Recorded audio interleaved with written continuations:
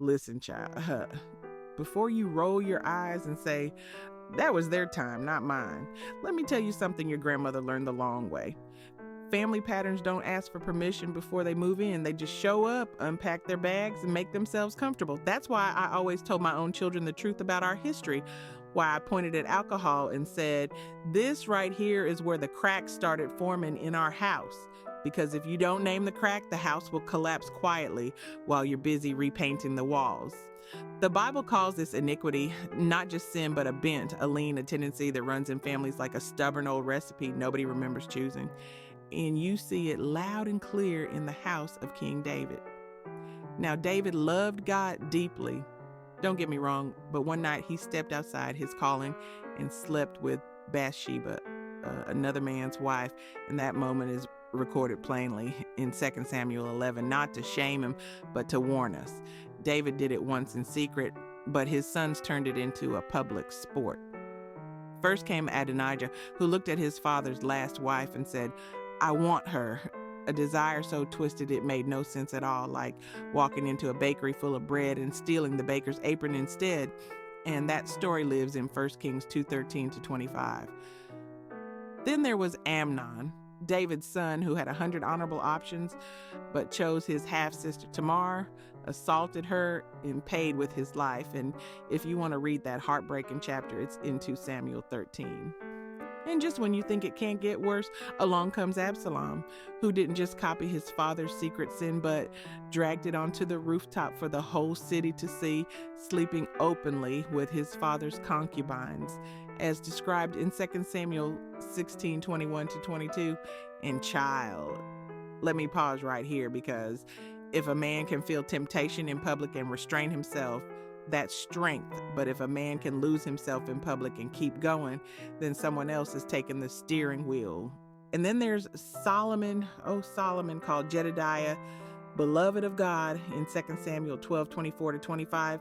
The man God appeared to twice, according to 1 Kings 3 and 1 Kings 9, wisdom stacked higher than gold. Yet even divine encounters couldn't unhook what had been passed down the bloodline, because iniquity doesn't care how smart you are. It only asks whether someone ever stopped it. But child, this story didn't even start with David. No. It began 10 generations earlier with Judah, the very man promised kingship in Genesis 49:10, who forgot his crown long enough to climb into the wrong bed in Genesis 38, sleeping with Tamar while thinking she was a prostitute, and that moment became the most expensive transaction in the Bible, not because money exchanged hands, but because Judah handed over his seal, the authority, cord, the status, and staff, the leadership, the spiritual equivalent of giving your passwords, your ID, and your house keys to a stranger.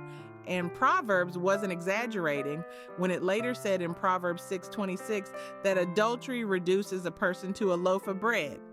Because once you're broken into pieces, people tear off what they want and keep walking. And before you think this is only about men, let's talk about Rebecca. Because mercy, that woman carried strategy and deception like a handbag. She pushed Jacob to deceive his blind father in Genesis 27. And when Jacob hesitated, she said, let the curse fall on me, because deception had lived in her family long before her, passed down from her brother Laban in Genesis 29-31. And child, if you name your child according to your struggle, Jacob literally means heel grabber or trickster. Don't be shocked when the harvest looks familiar. Then there's Moses, the meekest man on earth, according to Numbers 12:3. Yet anger stopped him from entering the promised land in Numbers 20. And that anger didn't begin with Moses either. It slept for 10 generations after Levi and Simeon wiped out a city in rage in Genesis 34, a fury Jacob himself warned about on his deathbed in Genesis 49:5-7. Proof that anger can nap for centuries and still wake up on schedule. And just when your heart is heavy enough, here comes Sarah, who sent Ishmael away in Genesis 21. Then Isaac's sons became enemies in Genesis 27. Then Jacob lost Joseph in Genesis 37. One son missing in every generation, like a family tradition nobody wanted, until Joseph rose up and said, "This ends with me." And that child is the turning point, because every family gets a Joseph, a transitional person who refuses to pass poison to the next child. So lean in close, because grandma's final word is this: your children will not do what you say. They will imitate what you refuse to fix, and the enemy doesn't need a new trick if the old one still works. But the good news is this: what repeats does not have to remain. And tomorrow, we're talking about how to actually break these cycles for good. So subscribe and come back, because grandma is just getting warmed up.